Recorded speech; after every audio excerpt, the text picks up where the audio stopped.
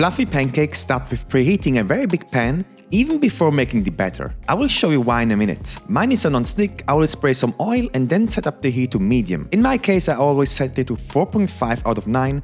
Never go above that or you will burn the pancakes. This is a recipe for one serving and it starts with the dry ingredients that go into a small bowl. 2.5 tablespoons or 25 grams of all-purpose flour. Then I will add 1 tablespoon or 10 grams of coconut flour.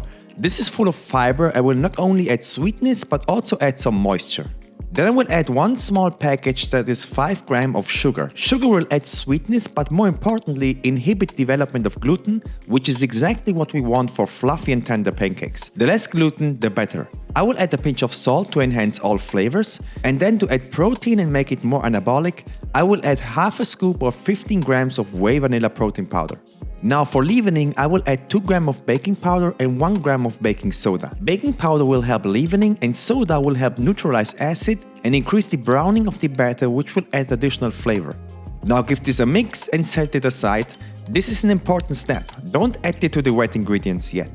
Here's a small tip for people that make a ton of pancakes. You can take an airtight container, add all the ingredients except for the protein powder into it, just take everything times 10, mix everything, close the lid, and now you can store this for up to 3 months. Next time you make pancakes, this will save you some time. Let's talk about wet ingredients. For fluffy pancakes, you will need 2 separate bowls.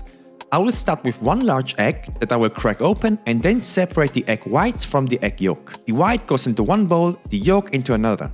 Now we'll add 100 grams of buttermilk into the bowl with the yolk.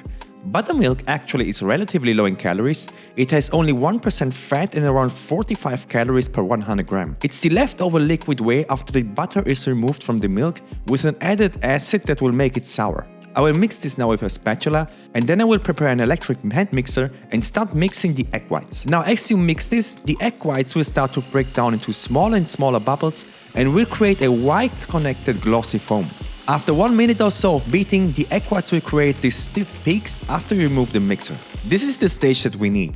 By the way, this is called meringue. You can make the head over test to see if this is ready. If nothing falls out, it's done. This is the one secret to fluffy pancakes. So now it's time to combine. I will add the dry ingredients to the bowl of egg yolk and buttermilk and start to fold this carefully to again not creating too much gluten. As soon the baking soda and the powder are in contact with the liquid, they immediately will start to create gas bubbles that want to escape from the batter. The longer this now stands here, the more gas will escape and the denser and less fluffy the pancakes will become. That is the reason I waited so long to combine everything and also preheated the pan. I want to save as much gas as I can. Now I will add the egg whites as well and fold it again very carefully until it has become a homogeneous batter.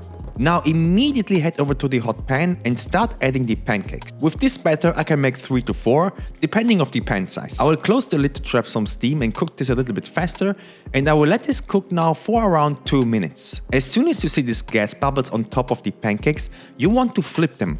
Again, you want them to stay and not to leave. So I will flip them and cook them for another 2 minutes, just until they are done and the outside is starting to get brown, which is additional flavor caused by the so-called Maillard reaction. Now it's time to remove them from the pan, and this is in my opinion a very nice fluffy pancake that is decent in calories and macros and taste-wise comes very close to the actual real deal pancakes with butter and more flour.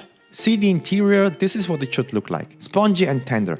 The entire recipe comes in with 323 calories, 30 grams of carbs, 7 grams of fat and 25 grams of protein, and tastes best with some maple syrup and Greek yogurt on top. Click this video to see how to make potato hash if you are into savory breakfasts, and see you in the next video.